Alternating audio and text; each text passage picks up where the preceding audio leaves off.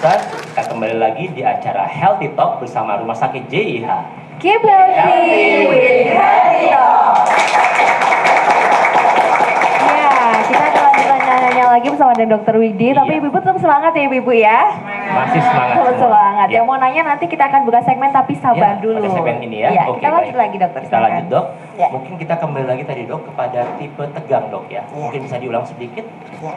Kalau nyeri kepala tipe tegang itu seperti yang saya sebutkan tadi, karena prevalensinya lumayan tinggi, Ya. 79 sampai 87%, dia meliputi dua unsur. Unsur, Ya, satu sistem otot kita, Oke. atau kita bilangnya dunia kedokteran muskular, dan kemudian ya. Sistem psikogenik otot dan atau psikogenik. ya psikis ya. Oke. Kemudian kalau nyeri kepala tersebut yang tipe tegang, Iya.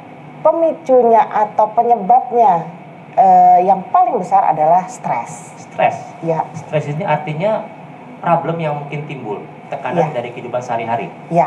Oh, oke. Karena dengan stres pasti dia akan memicu peregangan otot berlebihan, Oke. sehingga tubuh kita akan mengeluarkan substansi Oke. atau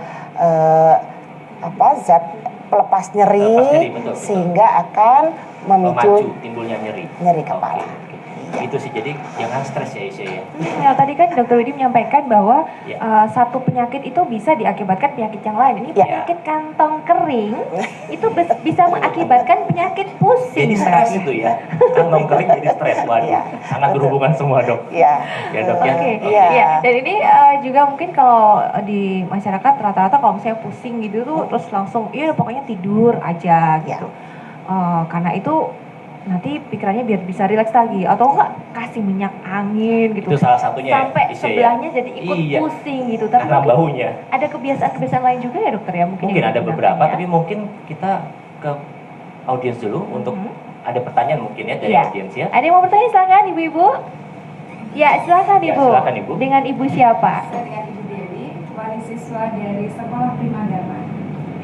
Dokter Widi, saya ingin bertanya, cara relaksasi untuk meringankan nyeri kepala itu bagaimana ya? Ya. Terima kasih banyak Ibu Dewi atas pertanyaannya. Cara relaksasi dengan tidur kayak saya tadi, bener nggak nih Ya, dokter atau ya. gimana? Ya, salah satunya memang itu Mbak Isya. Tapi sebetulnya kita lihat dulu Ibu, tipe nyeri kepalanya seperti apa. Kalau memang tipe tegang, memang itu salah satunya relaksasi yang akan kita lakukan. Biasanya saya kalau di sini pasti kita lihat dulu tipe nyerinya seperti apa. Kalau memang kita temukan bahwa tipe tegang, pasti yang akan kita tuju adalah relaksasi juga otot-otot yang terlalu meregang, seperti itu. Salah satunya bisa kita lakukan fisioterapi di rumah sakit ini dengan relaksasi, begitu. Itu untuk medisnya. Artinya ada keterlibatan otot. Ya, betul. Kemudian apabila ibu di rumah, itu juga banyak caranya. Kalau memang betul tipe tegang, kita harus lihat dulu sebetulnya ibu nyeri kepalanya oleh karena apa. Ya, apakah dilihat dulu apakah karena terlalu bekerja berlebihan, yang kedua misalnya terlalu banyak posisi yang tidak betul, seperti itu kita lihat. Caranya salah satunya dengan mengistirahatkan otot-otot. Mungkin bisa gini nggak dok ya? Jadi bila tiba-tiba si ibu merasa pusing, Ya, relaksasi dengan istirahat dulu. Ya. Kalau dengan istirahat nyerinya tidak berkurang, mungkin disarankan segera konsultasi ya, Ya. untuk menentukan apa sih penyebab sebenarnya. betul Dokter Gitu ya, Luri. Dok, ya. Lebih baik mungkin dilihat dulu sejak kapan ibu nyeri kepalanya, Ya. tipenya seperti apa, frekuensinya bagaimana, kemudian semakin nyeri atau tidak, itu yang harus kita lihat. Ya, kalau ditanya tipenya kayak apa, mungkin kalau saya juga nggak tahu dokter ya, yang Bingung jelas ya pasti mungkin ya. sejak Iya. kapan, yang kita tahu sejak kapan, 2 hari yang lalu Iya, gitu. betul. Coba cek kalendernya dulu kalau saya dokternya. Coba cek kalendernya dulu sekarang tanggal berapa. Ya.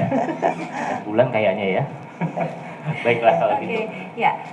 Ini tadi kan ada yang menyampaikan bahwa relaksasi gitu ya dokter jadi salah satu cara gitu supaya bisa rileks Mengurangi, lagi. ya, Nah, ya. tadi Mengurangi dokter rasa. menjelaskan mengenai bahwa itu ada hubungannya dengan otot. Maksudnya ototnya tuh kenapa dok? Apakah dia merungkel gitu jadi pusing atau kenapa sih? Yang pasti meregang berlebihan ya kalau Ya. untuk seperti itu. Jadi memang dengan istirahatkan salah satunya kita dengan tidur. Ya. Ya, tidurnya nyenyak, betul-betul nyenyak, jangan kualitas tidurnya tidak baik. Kemudian kita bisa dengan masase, itu juga bisa, tapi juga tidak sampai nyeri, begitu, itu tidak disarankan. Untuk seperti itu. merelaksasi otot. Iya, Ya, sehingga betul. mengurangi nyeri ya dok ya. Betul, Oke dok. seperti Baik, itu. sekarang saya ingin tahu nih dok, kan tadi dokter ada sebut bahwa sangat mungkin ada suatu penyakit yang mendasari. Ya, Artinya kita memerlukan beberapa tools atau alat untuk menentukan atau menegakkan diagnosis. ya. Nah itu kira-kira gimana dok penjelasannya? Ya, memang untuk menegakkan suatu diagnosa jenis nyeri kepalanya, memang dengan bantuan seperti CT scan, MRI kepala, ataupun EEG atau elektroensefalografi, Iya.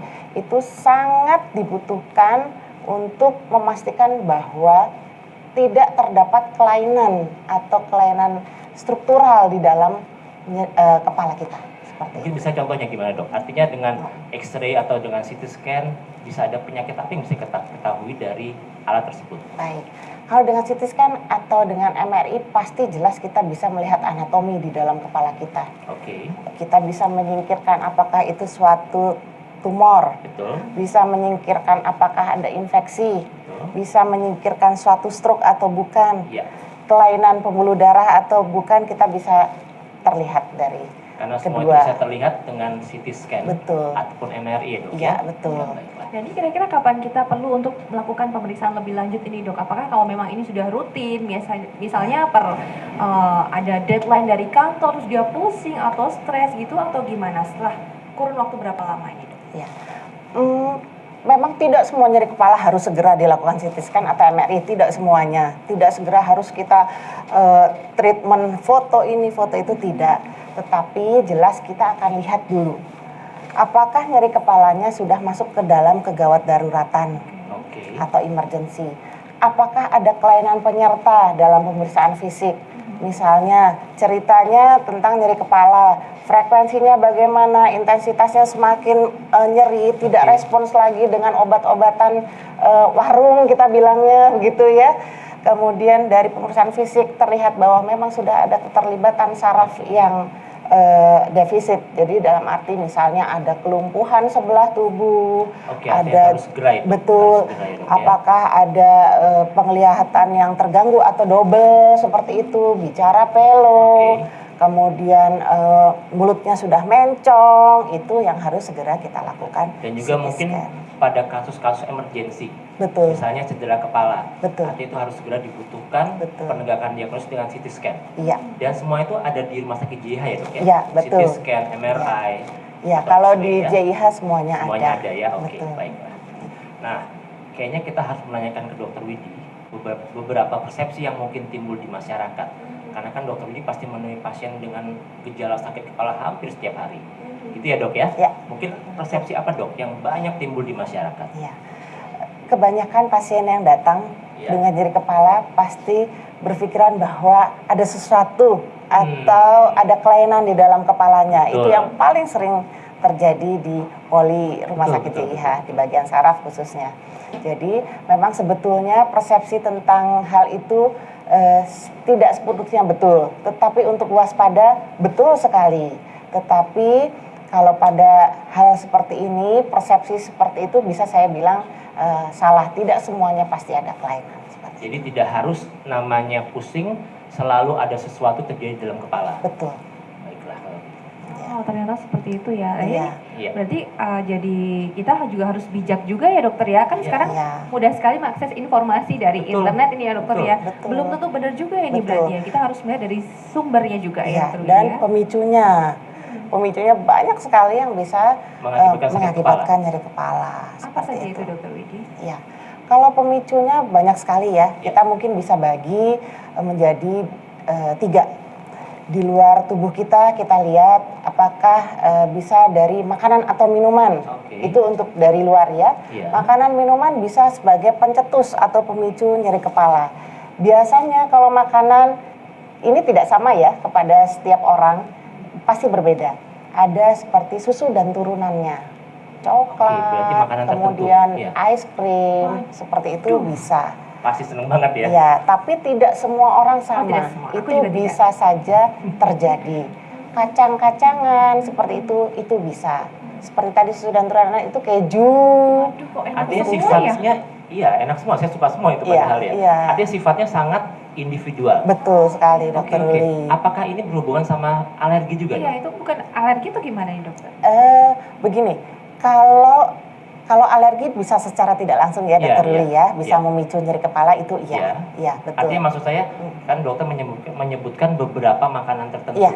Artinya ada dari komponen makanan tersebut Iya. yang mencetuskan timbulnya sakit Iya. kepala. Iya. Artinya kurang lebih sifatnya akan mirip ya, Dok ya? Iya, betul Oke, Dok, oke, oke, betul. baik. Kemudian dari minuman yang paling sering biasanya teh, kopi, alkohol, Kafein mungkin ya? Iya, Oke. soft drink seperti itu Suka bisa kopi? saja. No, alhamdulillah Oh. tidak. Tapi kalau teh ya itu tadi karena biasanya kan rata-rata kalau dari dulu pusing sakit kepala udah minum teh Minum panas teh. manis Ya, gitu. Pagi-pagi bangun minum teh. Iya Ya, itu ya. tadi ya. Nah kan ada juga nih dokter seperti yang tadi dokter Luli bilang Iya, kalau iya. pagi nggak minum teh nggak ngopi Iya. sakit kepala juga Iya. ada. Itu berarti kayak ketagihan ini dok. Ya, sebetulnya begini.